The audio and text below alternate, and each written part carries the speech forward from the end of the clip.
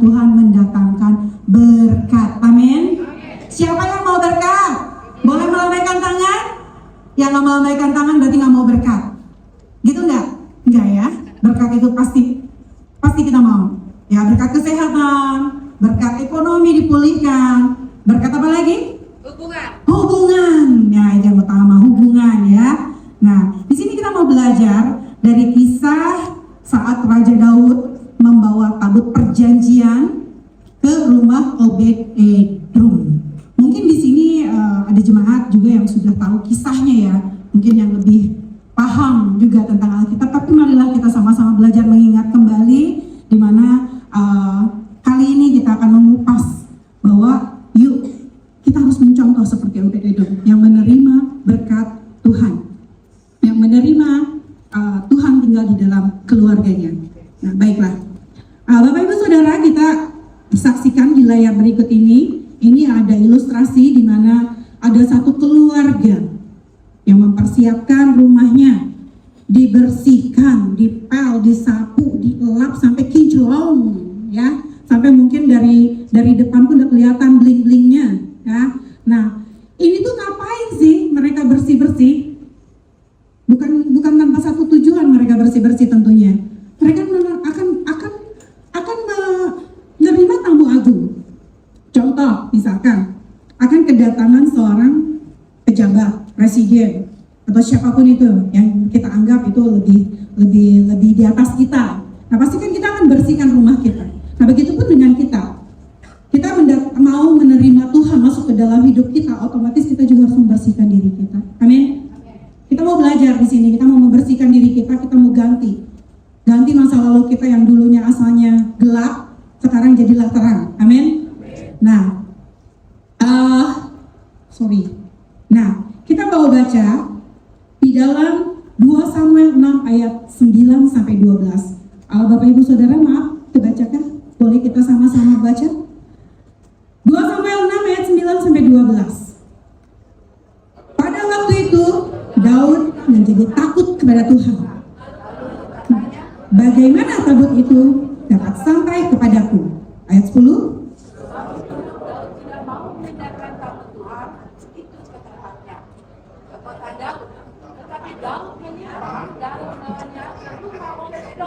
Ya. Ayat 11. 3 bulan lamanya tabut Tuhan itu tinggal di rumah Obed-Edom, orang Gad.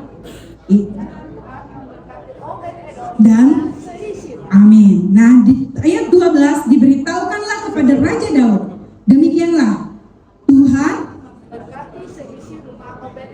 dan oleh karena tabut Allah itu. Lalu Daud pergi mengangkut tabut Allah itu dari rumah ke kota Daud dengan sukacita. Amin. Dengan firman ini kita mau belajar bagaimana saat tabut perjanjian Allah dengan manusia dibawa untuk kembali ke kota Daud. Namun saat dalam perjalanan itu ada sesuatu yang terjadi sehingga tabut perjanjian itu dititipkanlah di rumah Obed-Edom. Kita akan flashback ke belakang.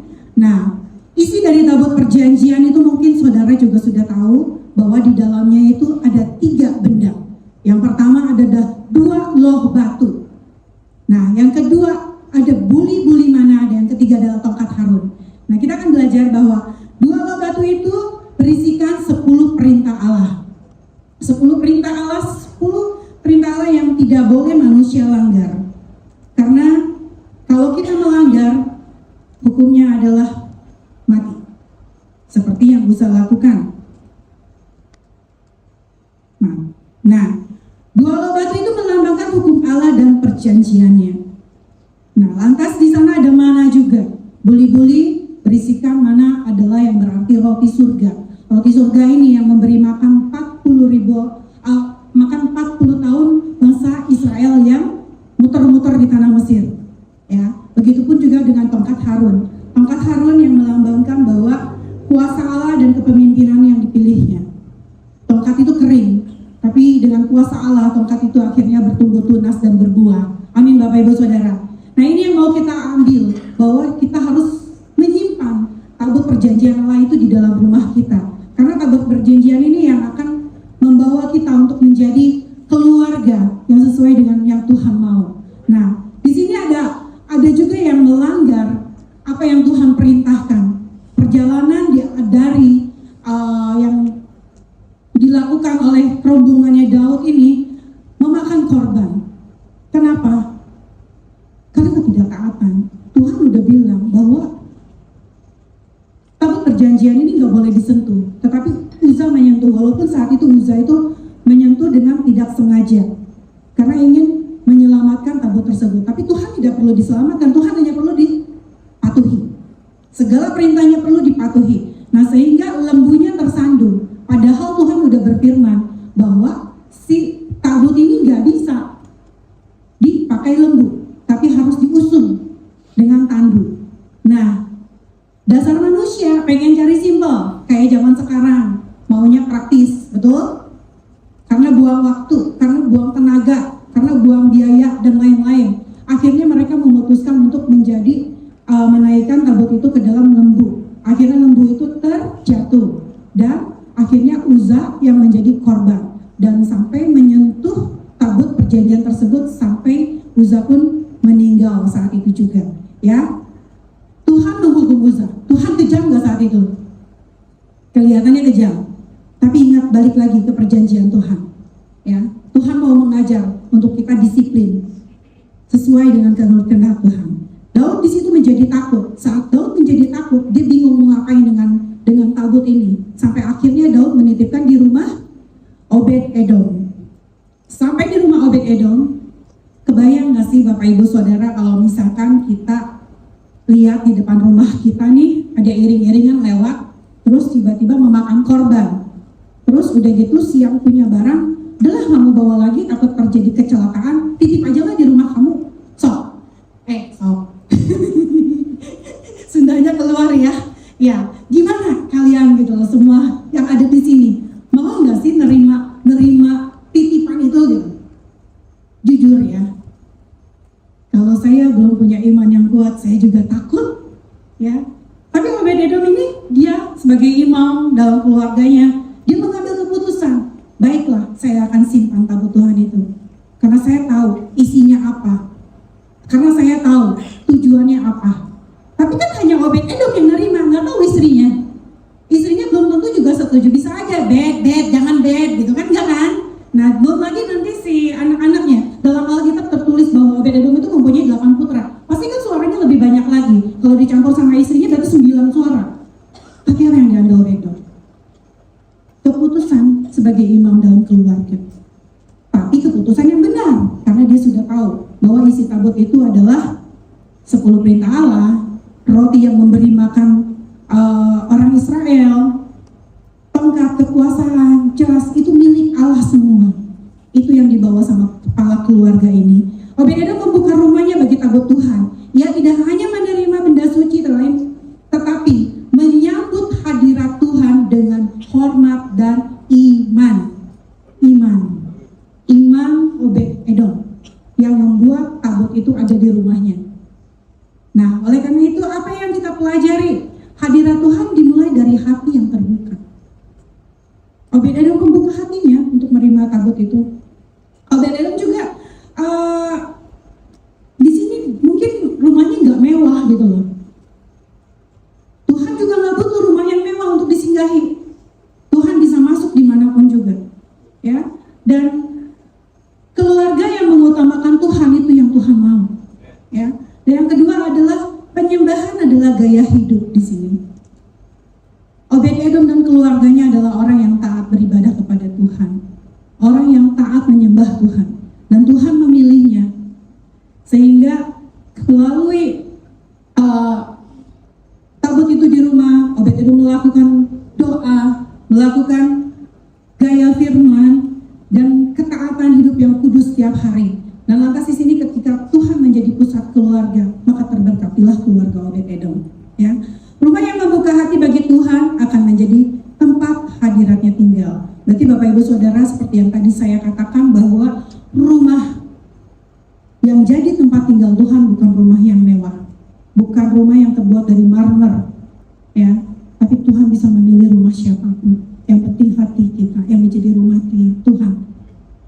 Tuhan masuk ke dalam hidup kita. Baiklah, selanjutnya.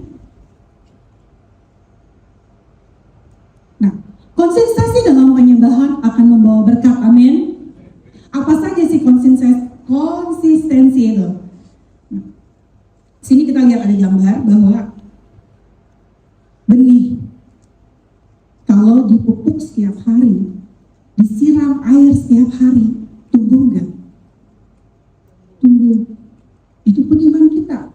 Kalau tiap hari benih ini, iman ini kita berdoa, baca firman, mungkin ya baca firman sih, tiap hari baca firman, tapi hanya sekadar baca tidak melakukan, apakah iman itu tumbuh? Tidak. Iman itu hanya numpang lewat. Kadang iman juga, firman Tuhan juga suka jadi pembenaran buat nyerang orang lain ya. Jangan pernah kayak gitu. Gak boleh menggunakan firman untuk nyerang orang lain, tapi pakailah firman itu untuk mengubah apa yang belum sempurna dari hidup kita. Ya. Tuhan itu mau kita tuh sempurna ya dalam beribadah. Oleh karena itu kenapa tabut ini dibikin? Karena Tuhan mau kita sempurna. Ya, jangan main-main. Ya. Nah, konsistensi lebih penting dari sesaat, tapi setiap tetap setia dalam doa, firman, dan penyembahan setiap hari. Penyembahan di sini bukan melulu tentang worship, tentang menyanyi, tentang memuji Tuhan, tapi penyembahan kita sehari-hari ini bisa berbentuk pelayanan kita kepada sesama. Kita mengasihi sesama, kita mengunjungi sesama, kita nemenin yang lagi bermasalah, ngobrol. Saya pun masih berproses dalam hal ini. Saya mau keluar dari zona nyaman saya. Saya mau keluar dari kesibukan saya secara duniawi. Saya mau lebih terlibat dalam pelayanan. Ya mungkin ini yang Tuhan mau. Oleh karena itu mari kita sama-sama belajar semuanya. Mungkin di antara waktu sibuk kita sediakan waktu untuk sama-sama mengunjungi sesama teman kita. Ya nggak perlu uang, waktu mungkin yang Tuhan mau, waktu mungkin yang teman kita butuhkan. Ya, jadi belajarlah dari yang terendah. Maka benih tersebut lama-lama akan tumbuh. Dan pertumbuhan itu melalui rohani. Rohani yang iman yang bertumbuh, karakter dibentuk semakin serupa dengan Kristus. Itu tujuan hidup kita. Kita mau tanggalkan jubah lama kita mau pakai jubah baru kita mau hidup dengan gaya yang baru.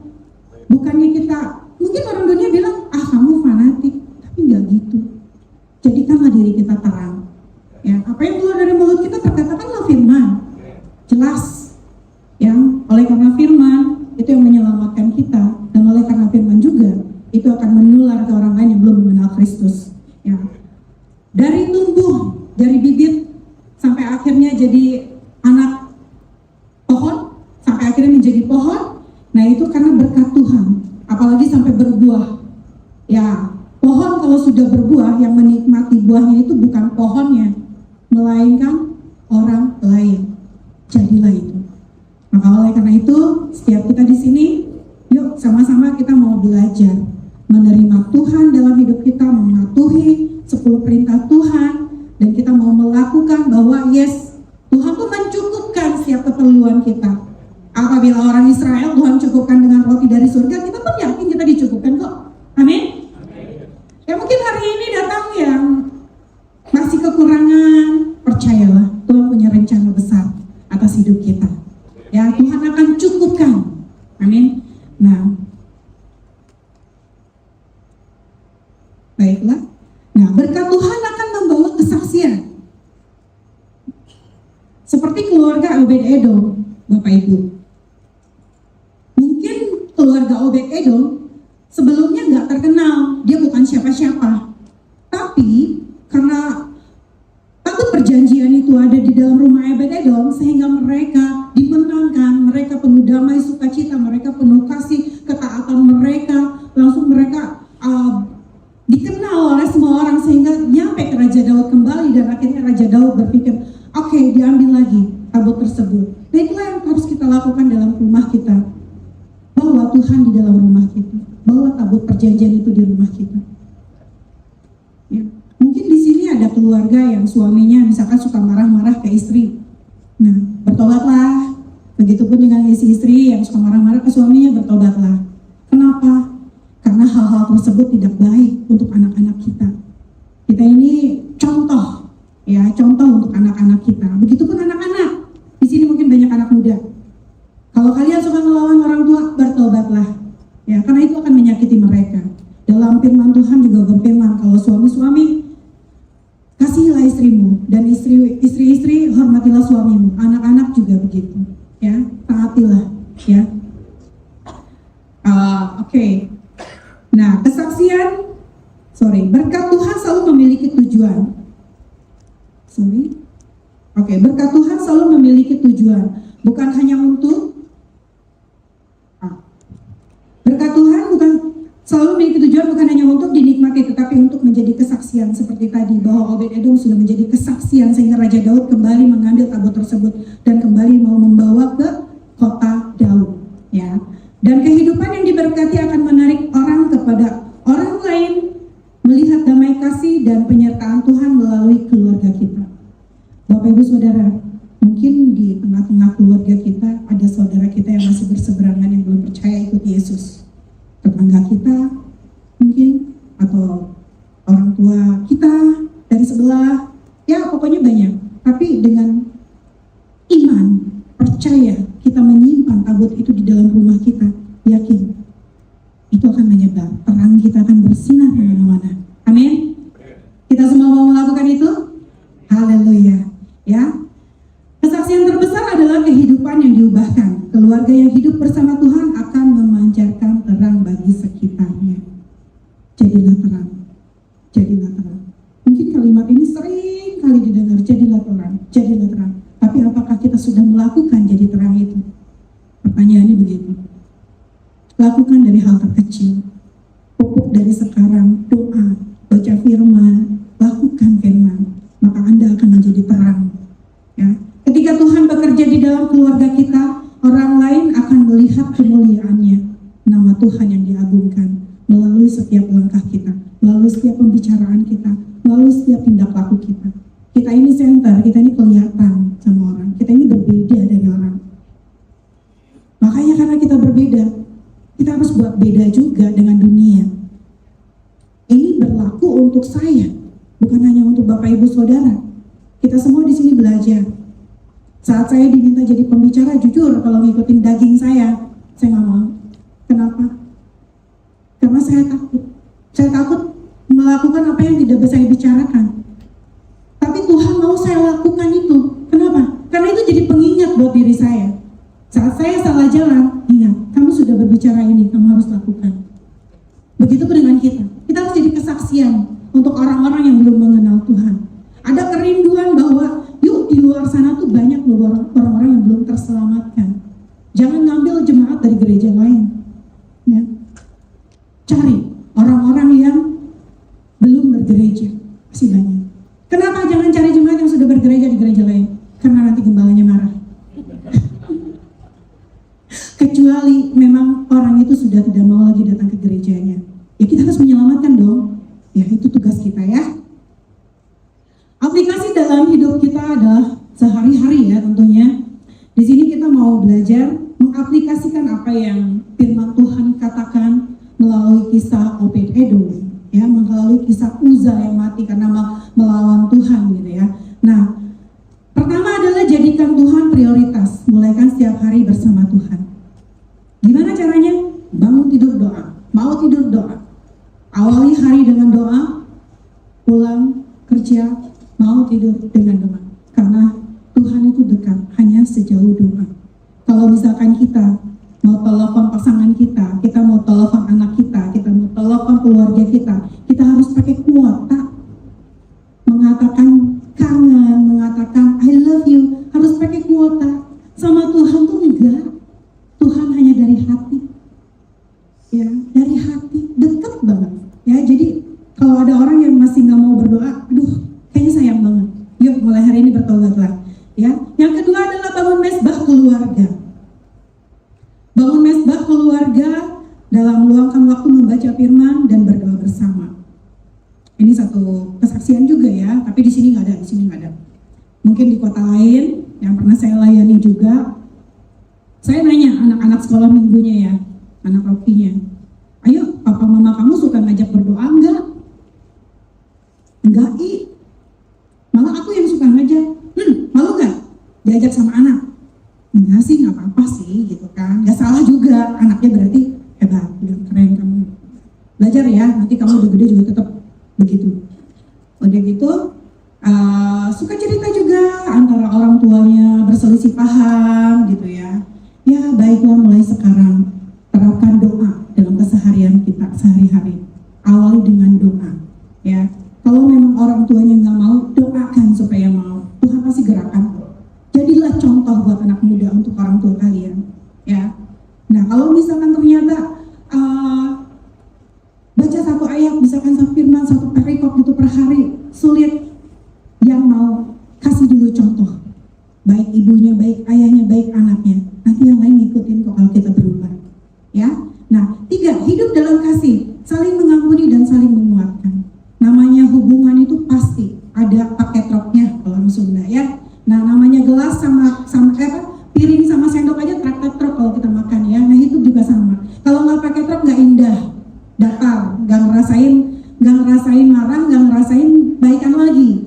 Yang enak tuh pas baikan, ya nggak Kaisan? Nah kan pas baikan tuh kayak bawa jatuh cinta lagi ya. Nah itu nggak apa-apa. Tapi janganlah amarahmu dipendam sampai matahari tenggelam. Ya, belailah untuk bisa mengasihi, menegur dengan kasih. Yang terakhir adalah jadilah kesaksian biar hidup memancarkan kasih Kristus. Ya, di keluarga itu yang utama. Karena sebelum keluar ke lingkungan, keluarga dulu. Ya, kenapa? Karena anak-anak itu akan merekam pengajaran-pengajaran dari orang tua. Suatu hari nanti mereka pindah keluar kota, keluar negeri, mereka tersesat jalan sedikit pun, mereka tetap akan ingat apa yang diajarkan orang tuanya. Kita sama-sama belajar di situ ya. Mungkin saya dan Ko King belum punya anak, tapi saya yakin yang keluar dari sini adalah dari Tuhan. Maaf, saya belum mengalami itu, tapi saya punya adik juga. Saya punya adik yang memang harus saya bimbing juga. Ya. Dan berkat dimulai ketika Tuhan menjadi pusat keluarga. Amin. Baiklah, mulai dari rumahmu. Seperti yang saya tadi katakan, kita mulai keintiman itu dari rumah. Berbekali anak kita dari rumah. Ya. Karena ketika Tuhan menjadi pusat dalam keluarga, berkatnya akan mengalir ke generasi berikutnya. Jika sekarang kita mendidik anak kita, maka anak kita akan mendidik cucu kita akan mendidik cicit kita. Itu akan berkesinambungan dan berkelanjutan. Maka firman Tuhan akan tetap berlanjut. Nah, dalam Yosua 24 ayat 15 berfirman, aku. Boleh dibaca bareng-bareng yuk? Biarkan ini menjadi pengingat kita. Yosua 24 ayat 15, aku dan seisi rumahku, kami akan beribadah kepada Tuhan. Itu ikrar kita. Ikut Yesus nggak rugi. Mungkin ikut Yesus sakit, iya, karena kita harus melawan kedagingan kita. Tapi hasilnya yang mau kita ambil, sukacita yang tiada tara. Ya, sukacitanya itu luar biasa. Suatu hari nanti saat kita sudah keluar dari ujian yang sekarang, percayalah, sukacita itu nggak bisa diungkapkan dengan apapun juga. Ya, Tuhan tidak mencari keluarga yang sempurna, tapi Tuhan mencari keluarga yang mau membuka hati bagi hadiratnya. Amin. Nah, makanya renungan kali ini adalah keluarga yang menyembah Tuhan mendatangkan berkat. Yang pertama adalah, yang kedua, yang ketiga, amin. Puji Tuhan. Kita sama-sama mau belajar menjadi keluarga yang menyembah Tuhan. Karena kita tahu dalam penyembahan hadirat Tuhan akan hadir di tengah-tengah kita. Segala ketakutan, segala kekhawatiran Tuhan akan pelihara.